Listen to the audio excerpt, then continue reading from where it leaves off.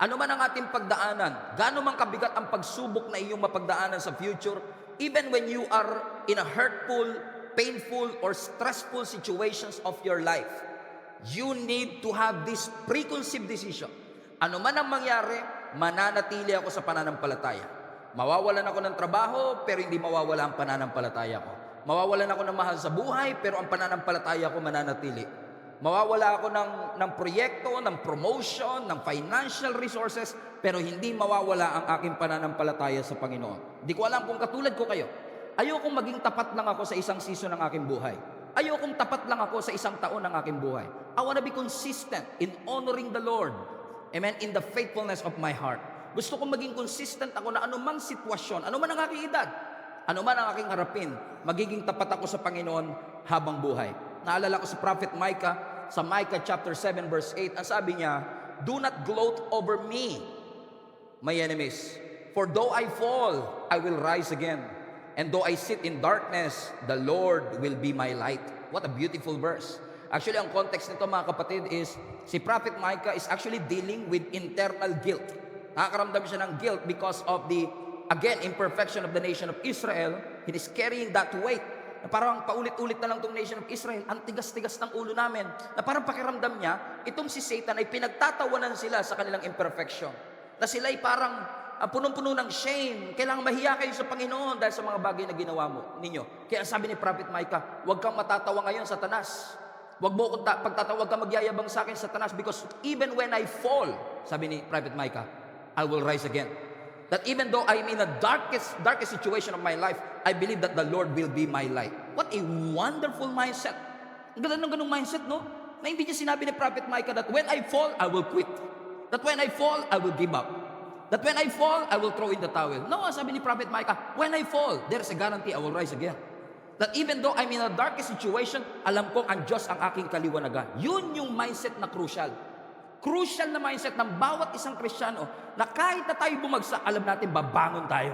Na kahit tayo dumaan sa pagsubok, alam natin makakalagpas tayo. Even if it stings, even if it hurts, alam natin mga kapatid na meron tayong decision, meron tayong kaisipan, Lord, alam ko hindi mo kami pababayaan. After all, the manner of our thinking will determine the manner of our living. The way you think will determine the way you live. So it's very important na tama yung mindset natin. Na alam natin babagsak tayo. Alam natin tayo ay limited, alam natin nagkukulang tayo, pero alam din natin ang Diyos hindi rin nagkukulang sa atin. We want to remain in the Lord. How many among you wants to remain faithful?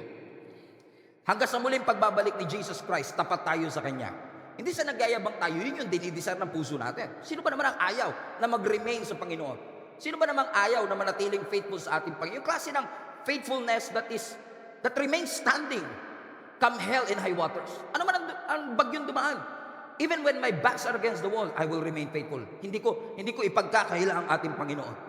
And I've been serving the Lord for 24 years. Nakakalungkot mang isipin, pero ito totoo. Sa 24 years na paglilingkod ko sa Panginoon, napakarami kong kilala na dating malakas, pero ngayon napakahina spiritually. I'm not judging them, pero that's the reality of life. May mga pananampalatayang imbis na pa-faithful ng pa-faithful, pa-faithless ng pa-faithless. Imbis na yung faith ay painit ng painit, yung faith natin ng iba ay palamig ng palamig. Na especially right now in the social media generation, most of the people, they want to be famous, they want to be known, they want to be noticed. Kaya kung ano na lang ginagawa natin minsan para lang mapansin tayo ng social media. But I want you to be reminded today, you are not called to be famous. You're called to be faithful. Ang pagtawag ng Diyos sa atin, maging tapat tayo sa Kanya. Ano man ang sitwasyon. Na kung tayo man, amen, ay makakaranas ng alon. Tangayin man tayo ng pagsubok, babalik tayo sa Kanya. Meron tayong sandigan at kaligtasang babalik-balikan. And how true it is sa atin mga kapatid, na sometimes napakadali nating lumayo dun sa safe place. Pero minsan pag gusto mo nang bumalik, napakahirap bumalik. Na kung gaano kakabilis lumayo, napakahirap nating bumalik sa safe place. Amen? Because, why? Because we feel like pag gusto na natin bumalik, parang the wind is against us. Parang kinukontra tayo ng kaaway na makabalik sa presensya ng Panginoon. Sino sa inyo nakakaranas ng ganito mga kapatid? Gustong-gusto mong bumalik sa paglilingkod pero nahihirapan ka. Gustong-gusto mong bumalik sa pagpapakalalim sa Panginoon pero is it as if kung gaano ka kabilis na napalayo sa Diyos, ganun din kahirap na mapalapit sa Kanya. Habang Habang naisip ko ito mga kapatid, naalala ko yung topic na pinag-aralan natin last Sunday, kung saan si Jesus, pinerform niya yung one of the greatest miracle of all time, in which pinakain ni Jesus yung 15,000 people gamit lamang ang 5 tinapay at 2 isda. A conservative counting about 12,000 people. Alam natin yung story sa John chapter 6 mga kapatid, kung saan si Jesus Christ nag-preach siya mula umaga hanggang gabi. Sa sobrang tagal ng pagtuturo ng ating Panginoong Jesus, nagutom na yung mga tao. Kaya ang sabi ng scripture, nung maggagabi na, ang sabi ng mga disciples, Lord, gumagabi na po. Kailangan na po nating tapusin yung service. Mag-benediction ka na po. Kailangan na po na because ang mga taong ito hindi pa kumakain mula kaninang umaga. Ang sabi ng mga disciples, sabi ni Philip, kung ibibigay ko yung 1 taong sweldo ko para pakainin lahat ng taong to, kulang pa rin. So ang best solution ni Philip, pauwiin na lang yung mga tao. Pero sabi ni Jesus, huwag nyo silang pauwiin. You feed them. Kayo magpakain sa kanila. At kung ikaw logistics team ka ni Jesus Christ at sinabihan ka bilang disciple, pakainin nyo sila. Paano ba pakainin yung 12,000 people in the desert? Walang Pure Gold, walang Chowking, walang Jollibee. How would you do that? So ginawa siguro nila, naghanap sila sa mga tao, nagtingin-tingin sila ng mga tao kung may mga baon sila. At syempre kung gutom ka na, hindi mo na i-share yung baon mo, tinatago mo na siguro. Amen? Kasi alam mong hindi rin sapat para sa'yo. Until nakita nila isang bata na may lunchbox, na may laman na 5 tinapay at 2 isda. Sabi ng scripture, ibinigay ng bata yung 5 tinapay at 2 isda. Posible, that was implied. Pero hindi ko lang alam kung paano nangyari yon. Siguro kinausap siya ni Peter, sa inyo boy, nabalitaan ko, meron ko daw dyan 5 tinapay at 2 isda. Pakilabas na. Ayoko. Hindi, kailangan ni Lord dyan. Naka na. Mapunta ka sa impyerno. Halika na, na. Biro lang, hindi ganun nangyari ha. To cut the long story short, amen, ibinigay ng bata yung kanyang 5 loaves and 2 fishes, itinaas ni Jesus Christ yung 5 tinapay at 2 isda. Sabi ng scripture, minultiply niya yung tinapay, lahat sila kumain, busog na busog sila, may natira pang 12 basket. Pagkatapos nun, tumawid sila ng dagat, nagbangka sila, hindi sumama si Jesus Christ, umakyat si Jesus ng bundok, pero yung disciple tumuloy. Nung nasa gitna na sila ngayon ng Sea of Galilee, naka-encounter sila ng matinding bagyo. They tried to call on to the Lord, and then all of a sudden, Jesus appeared out of nowhere, naglalakad sa ibabaw ng tubig. And after that, si Jesus Christ sumakay sa bangka nila, nagpatuloy sila sa journey, nakarating sila ng Capernaum sa may Bethesda. Ano sabi ng scripture, pagdating nila doon, yung mga tao na nandun sa kabilang isla, sinundan sila Jesus Christ doon. 12,000 people, sinundan silang lahat doon. At dahil umaga na, nagutom na naman sila. So humingi na naman sila ng tinapay kay Jesus Christ. Ang sabi ni Jesus Christ sa kanila, ang gusto nyo lang naman yung tinapay, ayaw nyo yung milagrong kaya ko ibigay. In essence, sinasabi ni Jesus, you want my miracle but you don't want my presence. And tinignan natin last Sunday, mga kapatid, na napakahalaga na yung pananampalataya natin consistent. Sa panahon ng blessing at panahon ng pangangailangan, nananampalataya tayong pareho sa Panginoon. But what about what happened in between? What about what happened in that sea? And I've been wrestling for days, specifically on one verse that I want to show to you. But for us to understand the context, let us read the entire story. Immediately, 45, immediately, Jesus made his disciples get into the boat. So after the Jesus performed yung pagpapakain ng 15,000 people, ang sabi ni Jesus, sumakay kayo ng bangka. Now notice, hindi yung disciples ang nag-volunteer na tumawid. Hindi yung disciples ang nag-volunteer na sumakay ng bangka. In fact, pwede mong i-travel from Bethsaida to Capernaum by land. So hindi sila yung nag-volunteer na magbangka. Si Jesus mismo ang nagsabi, magbangka kayo. So ibig sabihin, kung susundan natin yung line of logic, kaya sila nasa gitna ng bagyo kasi sumakay sila ng bangka. Kaya sila sumakay ng bangka kasi pinasakay sila ni Jesus Christ. Nararanasan nyo ba minsan yun? Sinundan nyo lang naman yung instruction ni Lord, binagyo ka pa. Dumaan ka pa sa matinding bagyo.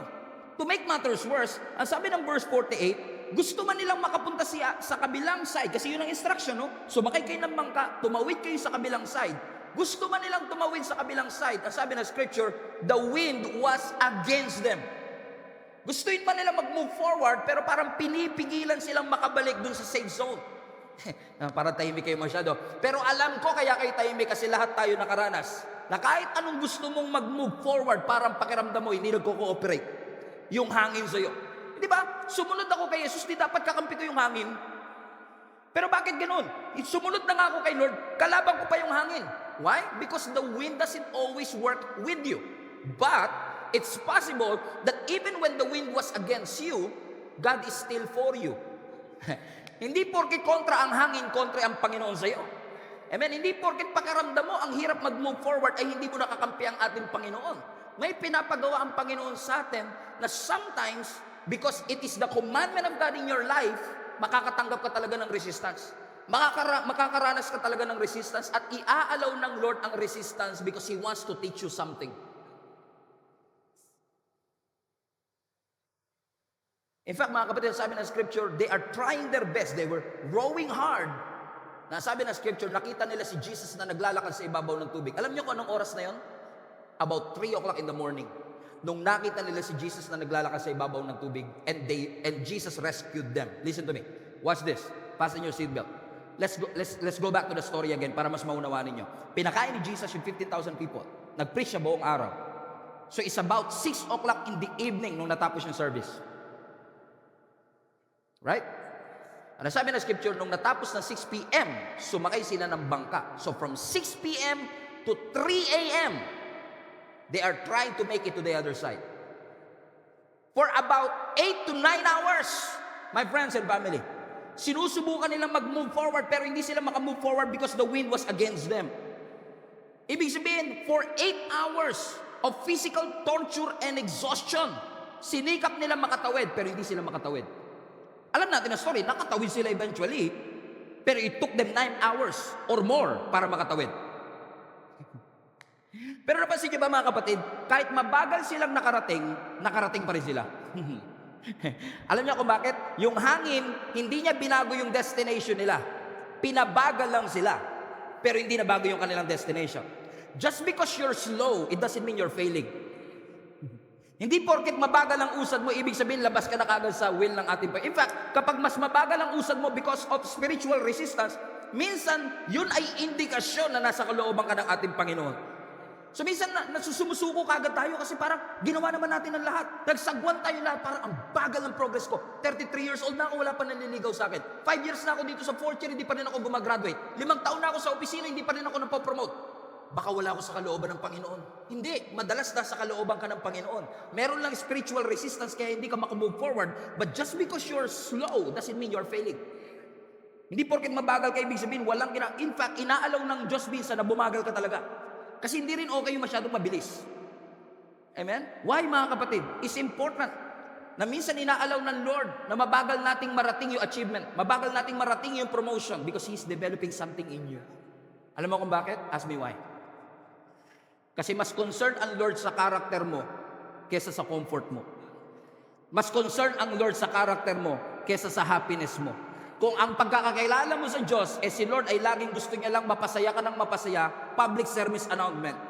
Hindi clown si Lord. Kung gusto mo maging masaya, kailangan mo clown. Pero dahil ang iyong pinaglilingkuran ay Diyos na buhay, the creator of the universe, who is outside time and space, na nakikita niya ang future natin, minsan iaalaw niya na mapabagal ka para ma-develop ang iyong character to prepare you for the next season of your life. But just because you are slow doesn't mean you are failing. Amen? Kasi ganito yan, no? Based sa experience ko. Kung gagamitin ka kasi talaga ng Panginoon, hindi ka niya ipopromote hanggat di ka handa. So kung bago ka niya ipromote, ititrain ka niya. Idadaan ka niya sa equipping. Idadaan ka niya sa mga trials ng buhay. Parang yung espada, bago magawa yung espada, minamartilyo yan. Hinahammer yan. Dinadaan yan sa init para magkaroon ng hugis. And sometimes, nagagalit tayo sa Panginoon kasi pakiramdam natin para tayong minamartilyo lagi. Sunod-sunod na mga pagsubok. Sunod-sunod na mga pagbayo ng mga bagyo. Parang pakiramdam natin, Lord, ano bang gusto mo mangyari sa akin? Bakit parang padurog na ako ng padurog? Parang ba't mo inaalaw na ako'y martilyohin ng mga pagsubok sa aking buhay? Pero kung ikaw ay minamartilyo ng mga pagsubok sa iyong buhay, hindi ka winawasak ng Diyos. He's not destroying you. He is shaping you.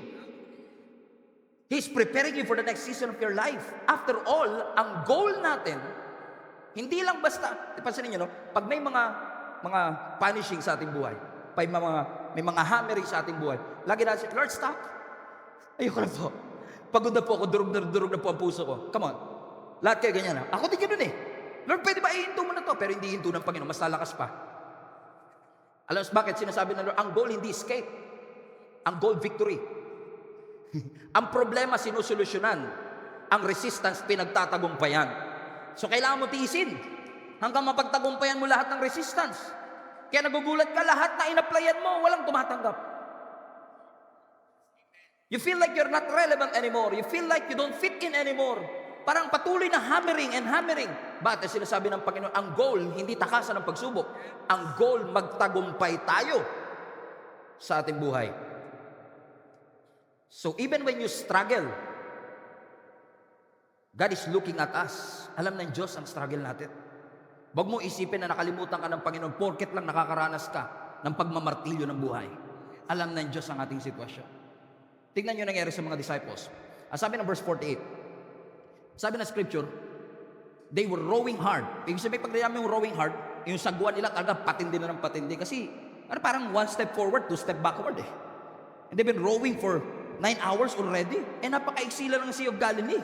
Kapag tinignan nyo pa sa mapa, mula dun sa Bethsaida papuntang Capernaum, napaka-iksilang yan. Amen? Pero bakit inabot sila ng 9 hours? And they were rowing hard. Bakit? Because the wind was against them. Amen? There's something is strange about this verse. Hindi naka-highlight. May napansin ba kayo?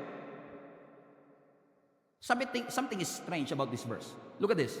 They were rowing hard, struggling against the winds and waves. Pero something is strange about this verse that I've never seen before. I preached about this passage for many, many times. Ngayon ko lang nakita to. Ngayon ko lang nakita to. Ngayon ko lang nakita to. Guess yun? Something is strange. Bible says that when they are rowing hard and struggling against the wind, Jesus saw them. Notice that? Jesus saw that they were in serious trouble, rowing hard and struggling against the winds and waves. So habang nag-i-struggle sila, nakatingin si Lord. For 9 hours. So I made a little research, how is that possible? Because after all, kapag may bagyo, ang visibility malabo. So for Jesus to saw them, amen, is probably a miracle in and of itself. But this is exactly what happened. Okay? Let's backtrack tayo. Pinakain ni Jesus yung 50,000 people, pinauna niya yung mga disciples sa bangka kasi siya yung nag-disperse ng crowd. Umakyat siya ng bundok to pray.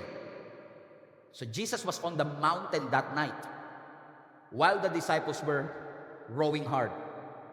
So probably, Jesus was on the mountain at nakikita niya yung kanyang mga disciples na nag-i-struggle at nagsasagwan ng matindi. Sabi ng translation na to, they were in serious trouble. Now think about this. Habang yung mga disciples ay nag-i-struggle, nakikita sila ni Jesus.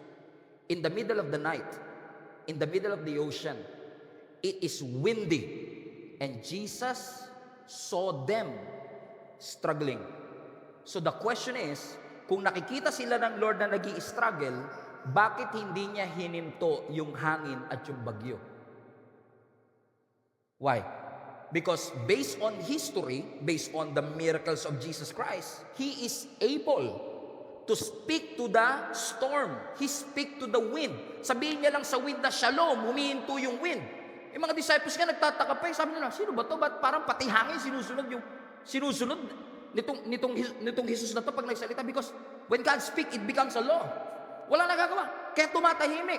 So, kung gano'n ang sitwasyon, bakit nung si Jesus nasa ibabaw ng bundok at nakikita niya yung mga disciples na nahihirapan, hindi niya sinabing shalom para natapos ng paghihirap ng mga tao?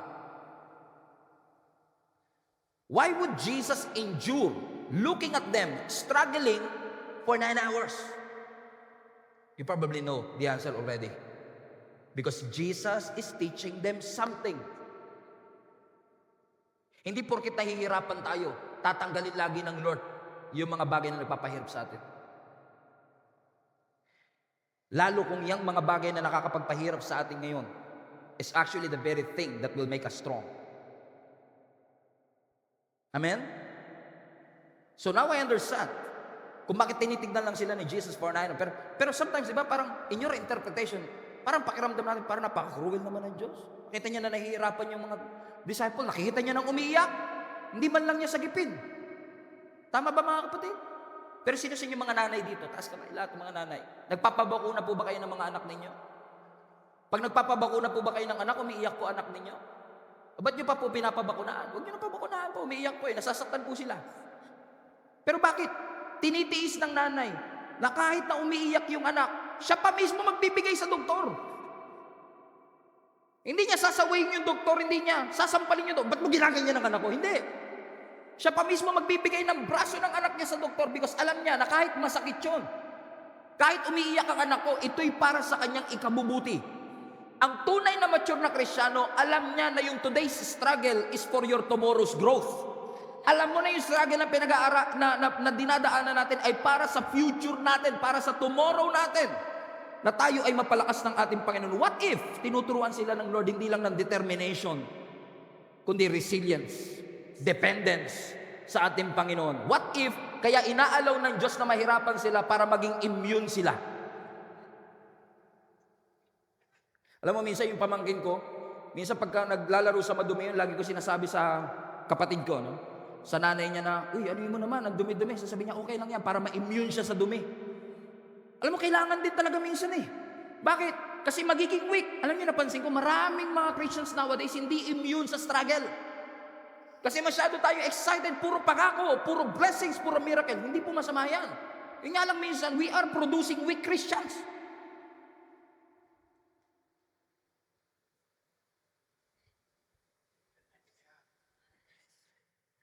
Konting hirap, ayoko na maglingkod.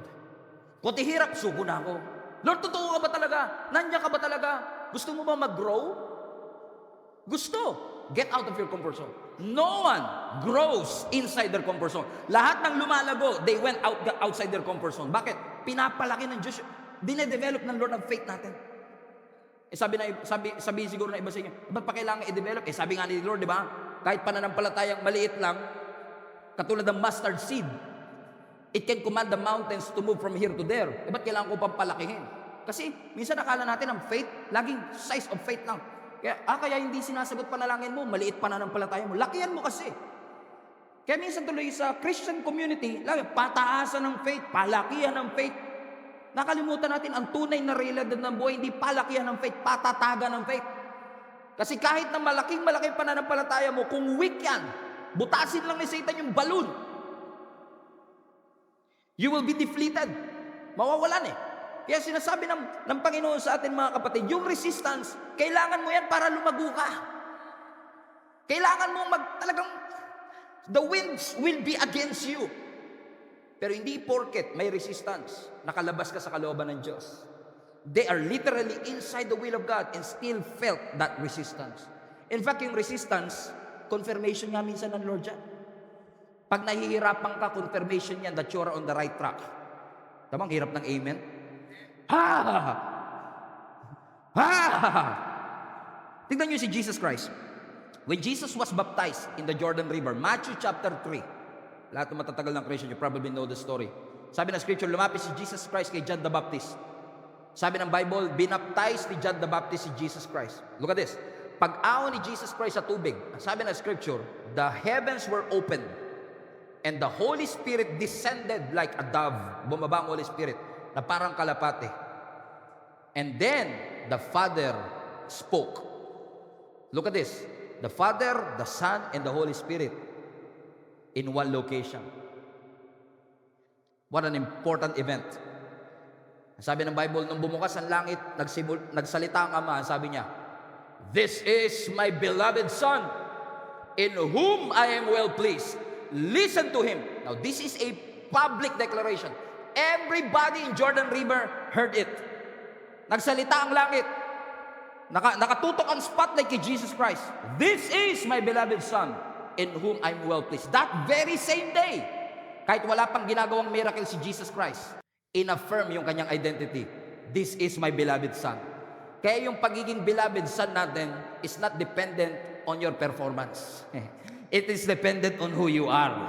Hallelujah. So to cut the long story short, sabi ng God the Father, "This is my beloved Son, in whom I am well pleased." Matthew chapter 3. Then Matthew chapter 4, next chapter, the Bible says that the Holy Spirit led Jesus. Notice, the Holy Spirit led Jesus from Jordan River to the wilderness. Sino nagdala? Holy Spirit. ang nagdala kay Jesus sa wilderness to be tempted. Bakit? Kasi pagkatapos ng affirmation, testing. Hallelujah! Kaya napansin nyo ba nung nag-start tayo ng series, pinag-usapan natin struggle? Yung nakalipas na 2 linggo nyo, puro struggle? Come on now. Bakit? Pagkatapos nyo marinig yung salita, kinabukasan struggle. Kaya sabi ng iba, wag ka na nga mag-topic na mga ganyan, Pastor. Natitesting kami. Amen, tingnan nyo, no? In-affirm ng Ama yung identity ni Jesus Christ pagkatapos wilderness kagad. Ano nangyari? Pagdating nila sa wilderness, ang sabi ng Bible, nagpakita ang demonyo sa pamamagitan ng ahas.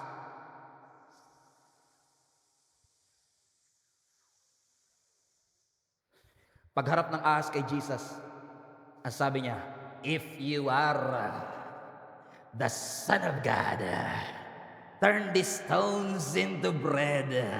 Kung may pagkakapareho man, hindi sinasadya, practice lang.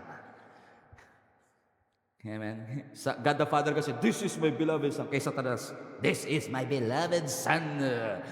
Pansinin nyo, no? Doon sa affirmation, ang sabi ng Ama, this is my beloved Son in whom I am well pleased. Pagdating kay Satan, sabi niya, if you are the Son of God. Pansinin nyo, in-affirm yung kanyang identity. Pagdating sa wilderness, question yung kanyang identity. Kapag nakatanggap ka ng word, itetest. Alam mo ba talaga yung word na natanggap mo? Kaya mag-ingat ka, kapatid. Kapag may word na ibinigay ang Panginoon sa iyo, sigurado may resistance later. Kapag may calling ka, may resistance. Pag may assignment ka, may resistance. Pag bagong anoint ka, may resistance. Kaya mag-ingat ka, kapatid. Talagang matindi pagdadaanan. Kaya pag nananalangin kayo, ingat din kayo. Lord, haba-habaan niyo po patience ko. Okay. Sabi ng Lord, bigyan ng maraming problema yan. Lord, sabi ko, paano hahaba patience mo kung lagi ka masaya? Hahaba lang ang patience mo kapag yung kapitbahay mo 2 days na straight nagbibidyoke. So papadala ka niya ng kapitbahay na tahimik. Amen? To test your faith. May tinetesting ang Panginoon sa atin. So when God says, you are my beloved Son in whom I am well pleased. Kapag sinabi ng Lord, I am your refuge and your strength.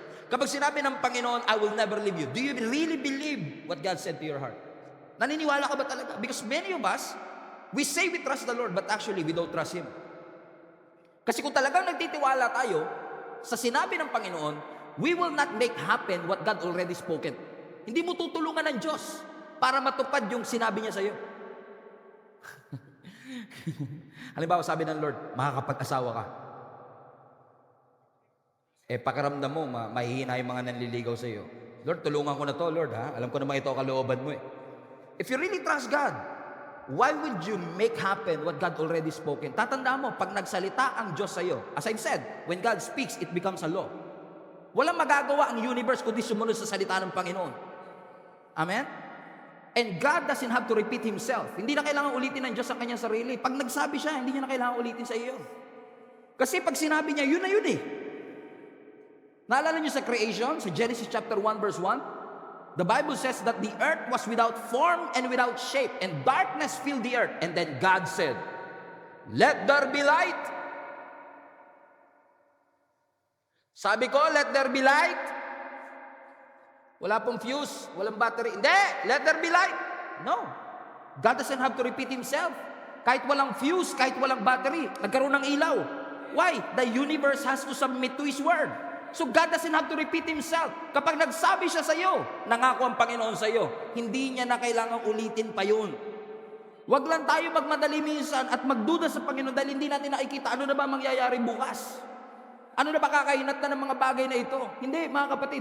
Minsan talaga sinasadya ng Diyos na hindi ipakita sa iyo yung journey. Kasi matatakot ka, eh.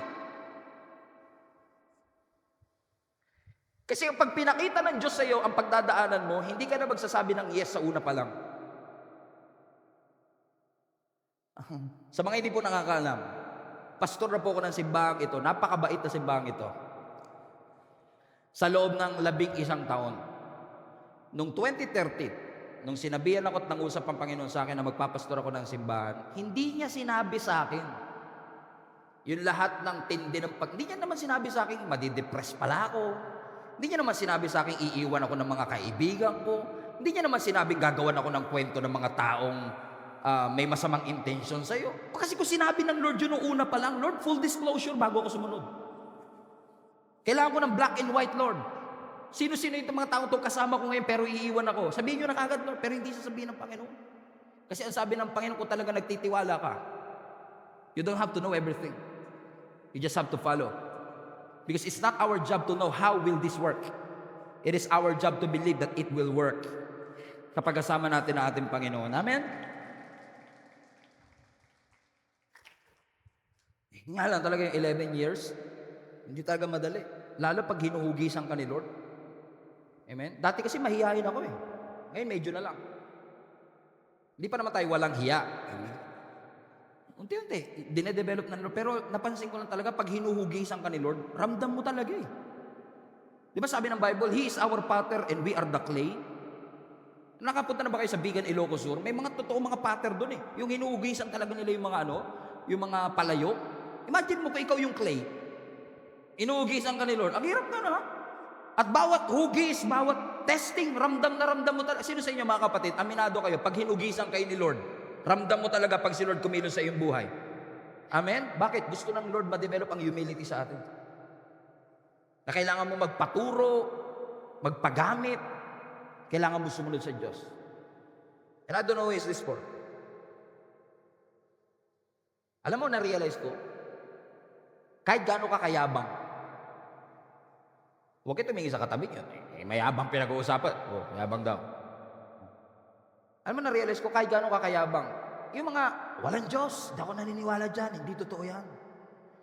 Yung talagang, kaya ko to on my own, hindi ko kailangan ng Diyos na susuma. Kaya ko to, pagsisikap ko lang to, galingan ko lang, sipagan ko lang. Alam mo, kahit gaano tayo kayabang, time will come, darating ang pagkakataon na hihigupin ng Diyos every ounce of arrogance in your heart. Darating yun. Hindi ko lang alam kung kailan. Pero I've seen this happen. Kahit gano'n sila ka-confidence sa sarili nila, during the life and death situation, tatawag ka sa Diyos. At lahat ng kayabangan and self-pride natin sa ating puso, tatanggalin lahat ng ating Panginoon yun at idadaan kanya sa brokenness para turuan tayo maging humble. Tingnan niyo ang brokenness, tinuturuan ka maging humble, tinuturuan ka malapit sa Panginoon. Naalala mo nung marami ka? Nung sagana ka? Di ba? Minsan wala sa eksena si Lord, no? Pero pag kailangan mo, half of your day, Lord. Tinuturuan ka ng brokenness eh. Yung hindi mo nagagawa kapag marami ka. Magagawa mo pag broken ka. Magagawa mo kapag matututo ka magtiwala sa Diyos. Amen? Dati hindi mo inaalala ang bukas, marami naman akong pera eh. Ngayon, hindi pa nagagabi. Lord, paano na ba ito bukas? O di ba nagtitiwala ka sa come on now? Amen? Bakit? Yung breaking ng Lord, gagamitin niya to humble us. In fact, yung breaking na yan, blessing ng Lord siya. Kapag may masakit, yung aching, breaking, blessing pa rin ng Panginoon niya. Amen? Hindi ka pinapahirapan ng Diyos. Sinishape ka ng Diyos. So, nung nakita ni Jesus Christ, yung mga disciple na nag-i-struggle, sa isang perspective, pwede mong sabihin, grabe naman si Lord, no? Hirap na yung mga disciples, pinagmasdan lang. Or, kapag dumaan ako sa pagsubok, confident na ako ngayon. Kasi alam kong nakatingin ng Diyos. Diba? This is one way to put it. Either you will believe na ang Diyos walang pakialam sa'yo, o mas confident ka ngayong humarap sa mga pagsubok knowing na ang Diyos nakamatsyag sa'yo. Na habang hirap na hirap kang maglakad, katulad ng bata na tinuturuan maglakad, alam mo na yung nanay mo nakabantay lang. Amen? God is in control but He will not control you. He will lead you. Amen? So, habang naglalakad ka, hindi ka kinokontrol ng Panginoon, but the moment you fall, you will rise again. He will pick you up. Yun ang assurance natin, na kahit dumaan tayo sa pagsubok, hindi tayo iiwanan ng ating Panginoon. Amen? Na kahit na hirap tayo, alam natin ang Diyos darating and He will show Himself to us. Huwag mo isipin na nakalimutan ka na ng Panginoon. In fact, hindi sila nakalimutan ng Diyos. Ang sabi ng verse 48, watch this. He saw when they were in serious trouble, they were rowing hard, struggling against the winds and waves, and about 3 o'clock, after 8 hours in the morning, Jesus came toward them. walang kahit anong bagyo ang makakapigil kay Jesus para i-rescue ang kanyang mga anak. Kahit pa zero visibility. But, before I close, let's continue reading, shall we? Kasi baka makalimutan natin yung last part Importante pa naman to. Sabi ng Bible, habang nag-i-struggle sila at nagsasagwan sila ng matindi, 3 o'clock, nagpakita si Jesus Christ at naglalakad papunta sa kanila, walking on the water. But watch this. But Jesus intended to go past them.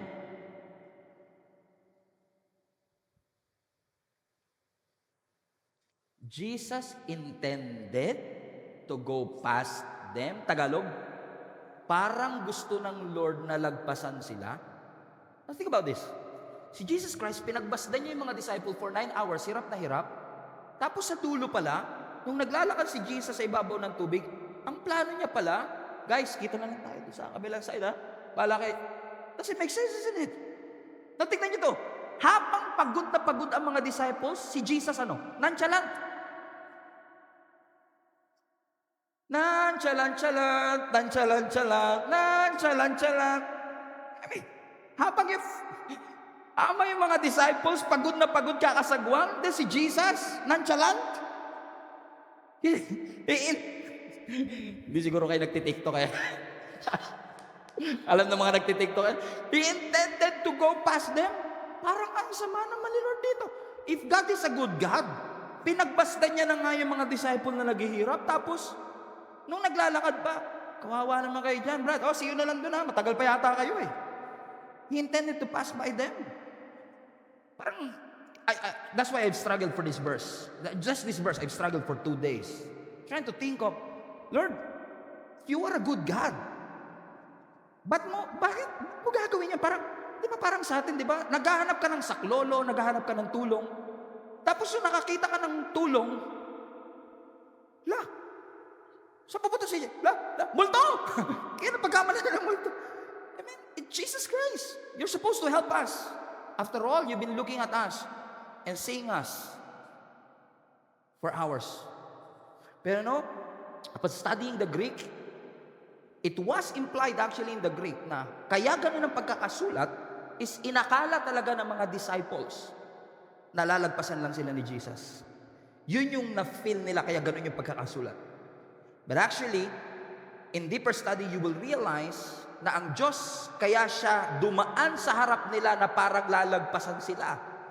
Hindi dahil gusto silang iwanan ng Diyos, kundi in essence, sorry for this word, parang in essence gustong magpapansin ng Diyos sa kanila.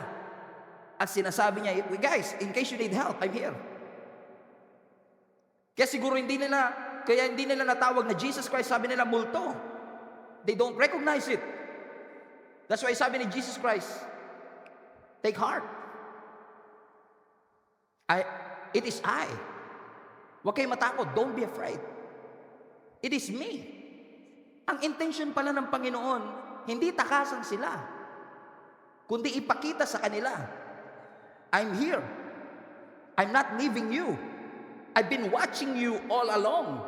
I've been seeing you struggling, rowing hard, trying to make it to the other side. Natatakot kayo na parang pakiramdam nyo hindi na kayo makakatawid. But in case you haven't noticed, I've been watching you. And now it's 3 o'clock in the morning. Nobody's calling me. So here I am right now, showing myself to you. Baka naman, gusto niya na akong tawagin. Amen? Ibang-iba nung nag-free diving kami. Nung nag-free diving kami, inanod kami ng alon. Ang layo na namin sa buwi. Ang sabi ng instructor namin, ng coach namin, bumalik ka sa buwi. Hirap na hirap kaming bumalik. Hirap na hirap kaming bumalik sa safe zone. Pero dito sa storya na to, hindi mo na kailangan bumalik sa safe zone. Yung safe zone ang pupunta sa'yo. Si Lord mismo ang dadalaw sa'yo. Si Lord mismo ang lalapit sa'yo. And He will show Himself to you. To remind you, hindi ka nakalimutan ng Diyos. It's not early. It's not late either. It's always on time. Praise Jesus. The Bible says, nung tinawag nila ang ating Panginoon, verse 50, sabi ng Scripture, sabi ni Jesus Christ, take courage. It is I, the eye of the storm, Jesus Christ. Don't be afraid. Now listen, Look at the verse, Mark 6:50. You see it? See it? And I will close with this. Mark 6:50. Immediately he spoke to them and said, "Take courage, it is I, don't be afraid." Verse 51. And then Jesus climbed into the boat with them, and the wind died down, and they were completely amazed. Interesting. Especially if you know the whole story. Binasa natin magkasunod na verse, right? Pero may kulang. Ewan ko napansin niyo, may kulang sa story. Something is missing in this story. Amen? Wala akong tinanggal, ha? But something is missing in this story. Ulitin natin. Ang sabi ng scripture, nung nakita nila si Jesus, verse 50, anak, nung nakita nila si Jesus Christ, nagsalita ang Panginoon sa kanila, "Hey, don't be afraid. It is I. Take courage." And then sabi ng scripture, Jesus went to them on the boat. Something is missing. Something is missing here. Okay, let me. Do you want me to refresh your memory? What's missing here? Okay. Pinakain ni Jesus yung 15,000 people, right? Tumawid sila. Amen? Doon sa Sea of Galilee. Pinag-aralan natin last time, John chapter 6. Pero if you know the story, this is exactly what happened. Pagtawid nila ng bangka, dumaan sila sa bagyo, nakita nila si Jesus Christ. Sabi nila multo. Sabi ni Jesus, "Take courage. It is I. Don't be afraid." This is what's supposed to happen muna. Peter answered. That's supposed to happen. And ang sabi ni Peter, "If it is you, Lord, command me to come to you on the water." Now, you remember it? Yun yung tunay na story, di ba? Dapat, pagkatapos na sinabi ni Jesus yung "Take courage, it is I," sa Matthew, ang sabi ng Gospel of Matthew, si Peter nagsalita siya at sabi niya, "Lord, kung talagang ikaw yan, utusan mo kong lumakad sa ibabaw ng tubig." Now we know the story. Nakalakad si Peter sa ibabaw ng tubig for a while. Nung na-distract siya sa winds and waves, lumubog siya. Niligtas siya ng Panginoon bago sila sumakay sa bangka. So meron director's cut sa Mark. And for 2 days I've been struggling, "Lord, bakit mo, in essence, hindi sinulat ni Mark na si Peter ay naglakad sa ibabaw ng tubig?" Because si Matthew sinulat yun. Pero bakit si Mark? Iniwasan niyo yung part na yun. Nag-focus lang siya na si Jesus Christ naglakad sa ibabaw ng tubig. Pero hindi niya sinabi na si Peter nakalakad din sa ibabaw ng tubig. Bakit niya kinat yung isa sa pinaka-notable, inspiring story na kilala natin? Because we know the story. We are inspired with the story.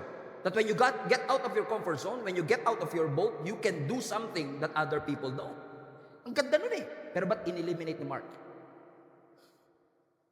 And for reading and praying, I believe God talked to me the other day. Ang sabi ng Panginoon sa akin, "Saan ba nakasulat?" Sa Mark. Balik ba na? Mark 51. Sa Mark 51. Sa Mark chapter 6, sa 51, sabi, sino ba si Mark? Kung ano? Si Mark, hindi siya part ng 12 disciples. Si Mark, follower ni Jesus Christ, pero is not part of the disciples. Amen? Actually, si Mark, disciple ni Peter.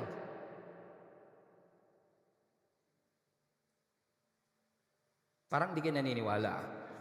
Totoo yun. Amen? Si Mark, hindi siya kasama. Si Mark, hindi siya disciple, evangelist siya eh. Siya isa sa mga evangelist sa kasama ni Barnabas, si Apostle Paul, nung nagpipreach sila sa early church. So si Mark is not a disciple. Disciple siya ni Peter. Siya ang sumusunod lagi kay Peter. Siya ang nagsulat na, supposedly, it was Peter who wrote the book of Mark. Pero since meron siyang disciple na si Mark, it is Mark who wrote the script, the Gospel of Mark. Sabi ko, "Lord, so ano ibig sabihin? Habang nagsusulat si Mark," sabi niya, kasi syempre, si Peter, boss niya yan. Diba? Disciple siya ni Peter. Master niya to eh. Diba? Ito yung kanyang master, siya ang student. Siguro susulat niya, nakita nila si Jesus Christ. Sinabi nila multo. Sabi ni Jesus, "Take courage, it is I, don't be afraid." Pero yung master ko na si Peter, biglang sumagot, "Kung talagang ikaw yan, gusto ko rin makalakad sa ibabaw." Ang kanta nito. Pagandahin pa natin po. Ano sabi ni Jesus, "Lika, pumunta ka rito." At si Peter ay nakalakad sa loob ng mahigit 5 minuto at 3 segundo. At at believe na believe ang ibang mga disciples, kasama na sila Judas, kasama na sila John sa kanya. Elibs na elibs sila sa mga... Right? Pero pwedeng sabihin ni Peter na, siguro sinabi ni Peter na, huwag na yan. Di na mahalaga yan. Disciple niya yan. Huwag na yan. Tanggalin mo na yung part na yan. Ang importante si Jesus Christ. Yun lumakas sa ibabaw ng tubig. However, walang influence si Peter sa pagsusulat ng Book of Mark. Kasi kung si Mark ang nagsulat, he was supposed to be influenced by the Holy Spirit, not ni Peter. Or else otherwise, this will not be true. This is inspired by the Holy Spirit, not by Peter. Although Peter wrote some of the epistles, pero it's not supposed to happen. And I asked the question, Lord, why? Ba't in-eliminate mo ito? And the Holy Spirit intentionally eliminated that part. You know what? I believe God talked to me. Hard and clear. Sinabi ng Lord sa akin, yes, nakalakad si Peter sa ibabaw ng tubig. Pero huwag niyo rin kakalimutan na lumubog siya after it. And maybe the reason why the Holy Spirit eliminated it in the book of Mark is for us to be reminded, mag-focus tayo sa saving grace ni Lord, hindi sa mga sinking ng ating buhay. Because most of the time, nakafocus tayo sa mga pagbagsak natin, sa mga sinking natin, sa mga limitations, sa mga weaknesses natin. Nakakalimutan na natin yung saving grace ng ating Panginoon. That when you fall, He's there to pick you up. That when you are quitting, He's there to show Himself to you and to me. Yung mga panahon gusto mo nang sumuko, yung gusto mo nang ibaba ang bandera, sabi mo, Lord, ayoko na, I will quit. And then all of a sudden, out of nowhere, God will use somebody to inspire you, to encourage you, and to remind you the Word of God. Somebody will text you, somebody will chat you, somebody will hug you, somebody will remind you it's not over, it's not finished yet. What you are going through is not good, but God is not done with you yet. Don't ever surrender. Huwag ka sumuko. Huwag tayong panghinaan ng loob. Huwag nating i-miss yung moment na sinasabi ng Panginoon sa atin, hindi siya nakakalibot sa bawat isa sa atin. Because after all, if you know the story of Jesus, even Jesus, in essence, have struggled in finishing His mission. Na nung nasa Garden of Gethsemane ang ating Panginoon, He is praying, sabi niya, Father, if it is possible, take this cup away from me. But nevertheless, not my will, but yours be done. What is Jesus saying? Lord, I cannot take this anymore. But not my will, not my way, not my preference, not my desire. It's not my decision that matters. It is your will that matters in my life. So if you want me to go through hell, if you want me to go through this storm, Lord, bigyan mo lang ako ng lakas. Willing ako sumunod. Mahirap na po. Parang pasuko na po ako, pero bigyan mo lang ako ng konti pang lakas. Kung hindi matatanggal yung pagsubok, kung hindi mapapahinto yung bagyo, dagdagan nyo na lang po yung courage ko. Dagdagan nyo na lang po yung lakas ko. Habaan nyo pa po yung pasensya ko. Habaan nyo pa po yung pagtitiwala ko sa iyo, Panginoon. Para katulad ni Apostle Paul, masabi ko rin, I have fought the good fight. I have finished my race well, and I have kept my faith. Do not ever give up on your God. Huwag mo sukuan ng ating Panginoon. Huwag mo sukuan ng Panginoon. Tingnan mo si Apostle Paul. Si Apostle Paul, habang naglilingkod siya sa Panginoon, habang sinusunod niya ang Panginoon, meron siyang thorn in the flesh. Di ba? And he asked the Lord 3 times. He pleaded the Lord. The Greek, nakiusap siya sa Diyos. Lord, tanggalin mo yung thorn in the flesh. Pero ano sabi ng Bible? Dininay ng Lord yung request ni Peter. Hindi siya pinagbigyan sa kanyang request. Pwede sabihin ni Peter, ni Apostle Paul, Lord, ito na lang hinihingi ko, ginawa ko naman ng lahat, ba't hindi mo pa matanggal ito? Ginamit ng Lord yung thorn in the flesh para patatagin siya.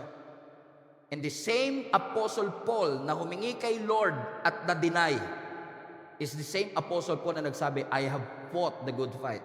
Watch this, I have finished the race. Pero hindi nag-give up yung pananampalataya ko. I have kept my faith. Alam niyo kung bakit?